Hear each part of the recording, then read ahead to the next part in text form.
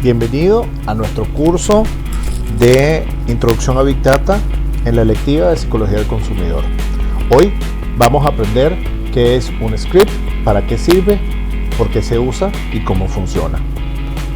Entonces, en RStudio, la forma original en que se presenta el software consiste en estas tres ventanas que estamos viendo. Por un lado, a mano izquierda tenemos la consola, a mano derecha en la parte superior tenemos tres pestañas: ambiente, historia y conexiones, y abajo tenemos 5 pestañas: archivos, gráficos, paquetes, ayuda y visor.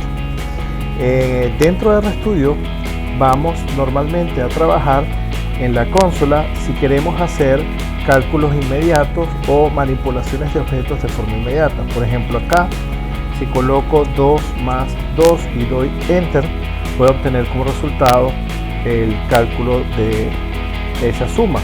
También puedo usar otras funciones como por ejemplo SQRT, que nos permite calcular la raíz cuadrada de un número y cosas por el estilo.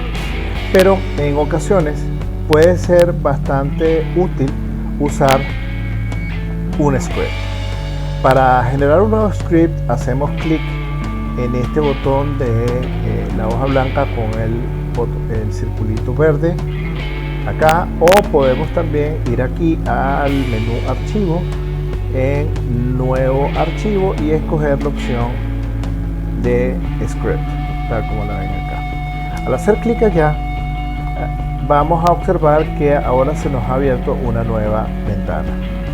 En la página 29 del libro de texto de John Bersani encontrarán mayor información relacionada con la explicación de lo que son los archivos de scripts o el script en R. Recomiendo su lectura para complementar la información que vamos a aprender en este video tutorial. Un script sirve para ejecutar un conjunto de códigos que nos permiten obtener cálculos estrictamente vinculados con los datos que queramos analizar.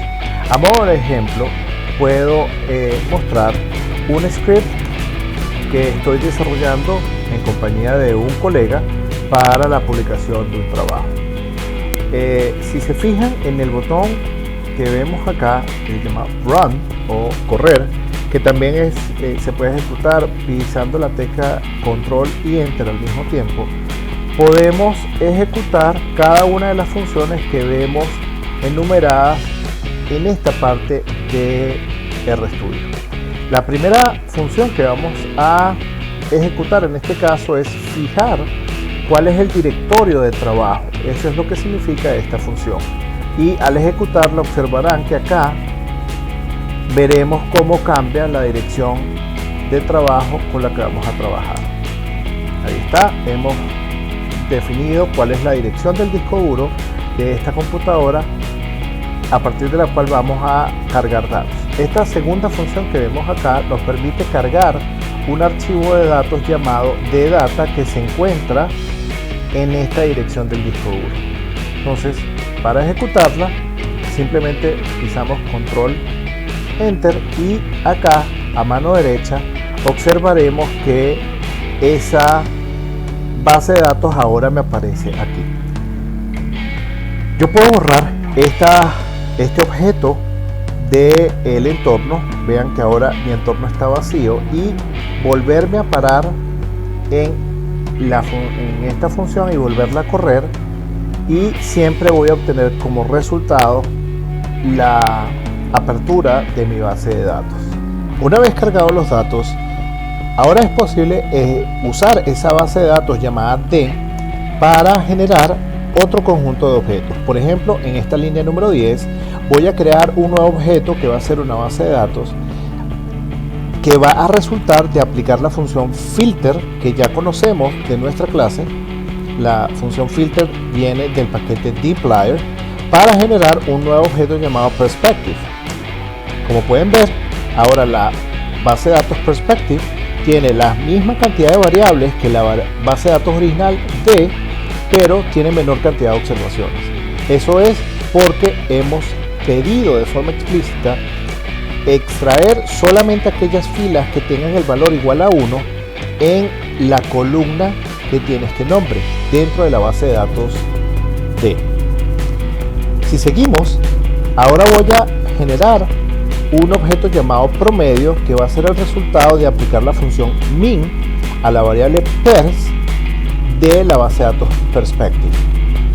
Luego voy a generar otro objeto llamado db que va a ser el resultado de coger el promedio y restarlo de una variable llamada x13.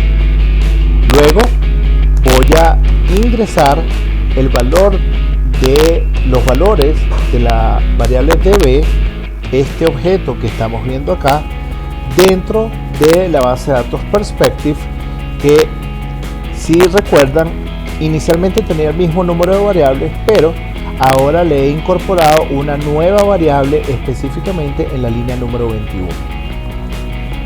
No importa lo que yo haga con RStudio, si yo borro esta información pisando en este icono y dejando en blanco todo mi entorno, basta con ir al principio del script y volver a correr cada una de las funciones que están ya documentadas en el script para volver a obtener los mismos resultados.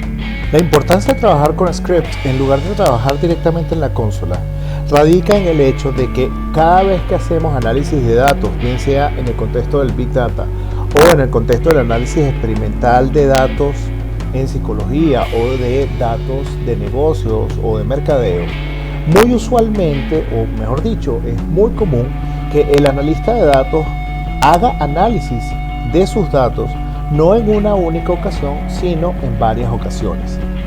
Entonces, es muy factible que tenga que repetir en más de una oportunidad cálculos que ya había hecho previamente. La idea de un script es no perder tiempo haciendo cálculos semejantes cada vez que nos tengamos que sentar a analizar los datos. Basta con dejar documentado qué cálculos se están haciendo en cada caso para que en una próxima oportunidad, cuando vuelva a necesitar trabajar con los datos, ya yo tenga todo eso documentado y pueda obtenerlo de una forma muy rápida, sin perder tiempo, y al mismo tiempo usar el tiempo ahorrado en el cálculo de cosas que ya hice previamente para poder avanzar y hacer cosas nuevas. El siguiente script va a servir de ejemplo para ilustrar cómo funciona en la práctica. Observen que a mano derecha en la pantalla nuestro entorno está vacío, pero a mano izquierda tenemos en el script un total de 13 líneas que nos documenta exactamente de qué se trata el script. Voy a leerlas. Vamos a crear una pequeña base de datos. Esta base de datos va a contener las notas de los estudiantes del curso. Primero vamos a escribir un vector que contenga los nombres de cada estudiante. Para ello, simplemente corro la instrucción que aparece en la línea número 6 de este script. Luego vamos a escribir otro vector con la nota de cada estudiante. Ahora vamos a unir ambos vectores para ponerlos uno al lado del otro dentro de una base de datos. Y para ello corremos el código que aparece en la línea 13. Observarán entonces que tenemos un tercer objeto llamado datos, que si se fijan al pedir de qué se trata, nos dice que la clase que corresponde al objeto datos es un data frame.